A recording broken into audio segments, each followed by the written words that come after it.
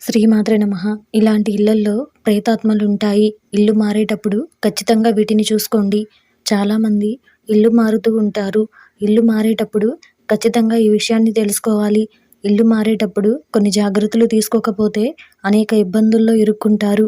సొంత ఇల్లు కట్టేటప్పుడు ఎలా అయితే వాస్తును చూస్తారో అలానే అద్దె ఇల్లు మారేటప్పుడు కూడా కొన్ని జాగ్రత్తలు తీసుకోవాలి.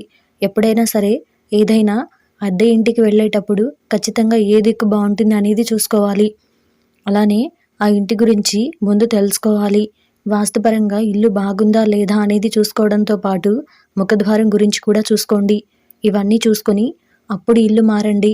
అయితే కొన్నిసార్లు ఏమవుతుందంటే ఇల్లు చాలా ఏళ్ళు ఖాళీగా ఉండిపోతూ ఉంటుంది. అటువంటి ఇంట్లో దిగితే మాత్రం ప్రమాదం. ఎందుకంటే ఇలాంటి ఇళ్లల్లో ప్రేతాత్మలు తిరుగుతూ ఉంటాయి. గరుడ పురాణం ప్రకారం చూసినట్లయితే మనిషి చనిపోయిన తర్వాత కర్మకాండలు చేయాలి. కర్మకాండలు చేయకపోతే ప్రేతాత్మ అయ్యి ఆ మనిషి తిరుగుతాడు. భూమి అంతరించే వరకు కూడా ఆ ప్రేతాత్మ భూమిలో తిరుగుతూనే ఉంటుంది. ఖాళీగా ఉండే ఇళ్లలో ప్రేతాత్మలు తిరుగుతూ ఉంటాయి. ఇల్లు ఎక్కువ రోజులు ఖాళీగా ఉన్నట్లయితే ఆ ఇంటిని ముందు మీరు గోమూత్రంతో శుభ్రం చేయాలి. 11 రోజుల పాటు ఉప్పు నీళ్లతో ఇంటిని శుభ్రం చేస్తే ప్రేతాత్మలు పారిపోతాయి. దైవపరమైన శ్లోకాలు, స్తోత్రాలు వంటివి అక్కడ పాడితే కూడా అవి పోతాయి.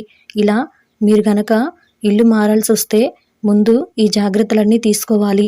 ఈ జాగ్రత్తలు తీసుకొని ఆ తర్వాత మారడం మంచిది.